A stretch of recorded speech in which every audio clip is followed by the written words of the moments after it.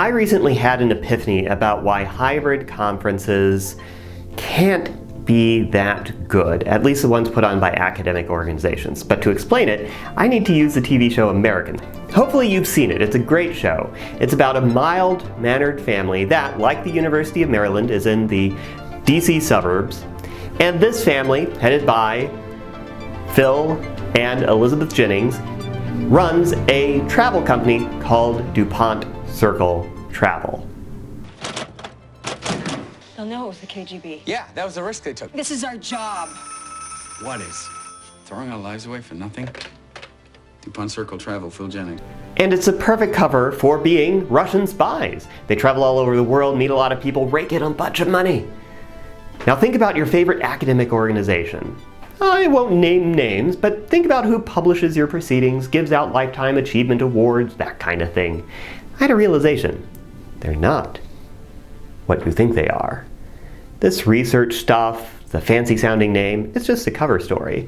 Just like the Jennings and the Americans, they're not what they claim to be. Despite their outward appearances, secretly they are leisure and tourism companies. You might not believe me. That's not what their mission statements say. But in the words of our president, Joseph Robinette Biden, "Show me your budget, I will tell you what you value." So let's take a look at SIGCHI 2024, which was the easiest for me to find with a Google search. Kudos for their transparency. Their budget is $8.5 million.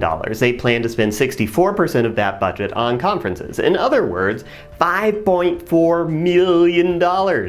That's a lot of money. It dwarfs all of the other SIGCHI expenditures for grants, accessibility, awards, and journals. What are the biggest costs of conferences? Venues, things like hotels and conference centers, audiovisual equipment, and food. And what are their biggest sources of revenue? 84% of their money comes from people going to conferences. So SIGCHI charges people to go to exotic locations, puts them up in nice hotels, entertains them with presentations, then takes money from them. Sure sounds like a travel company to me. A while back, I made a video complaining about how hybrid conferences suck. And I thought that hybrid conferences sucked just because of oversights, or people not knowing about the failure modes of hybrid conferences.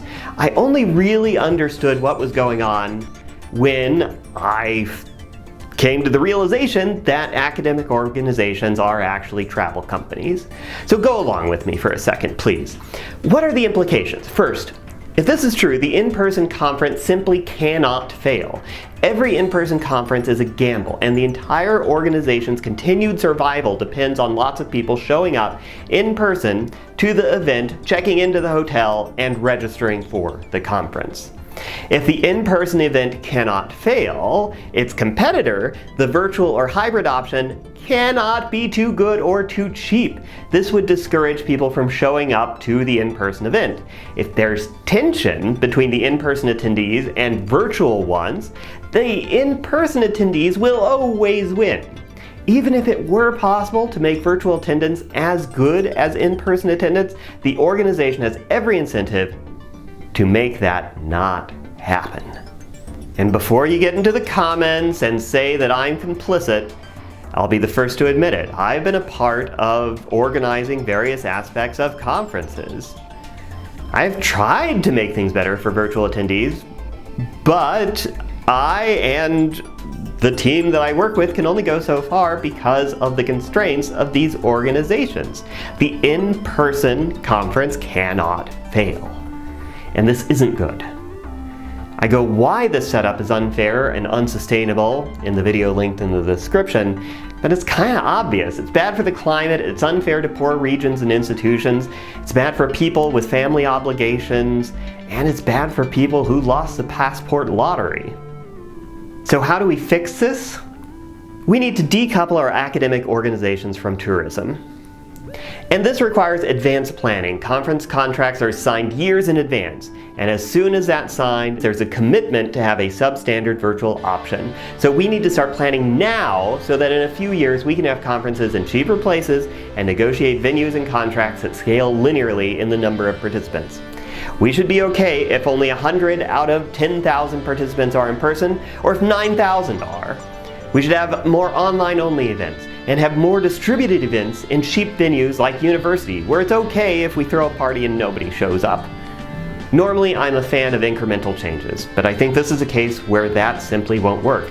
We need to think carefully about what kind of effect we want our institutions to have on the world, and we need to change our organizations to make that happen. As Upton Sinclair said, it's difficult to get a man to understand something when his salary depends on his not understanding it.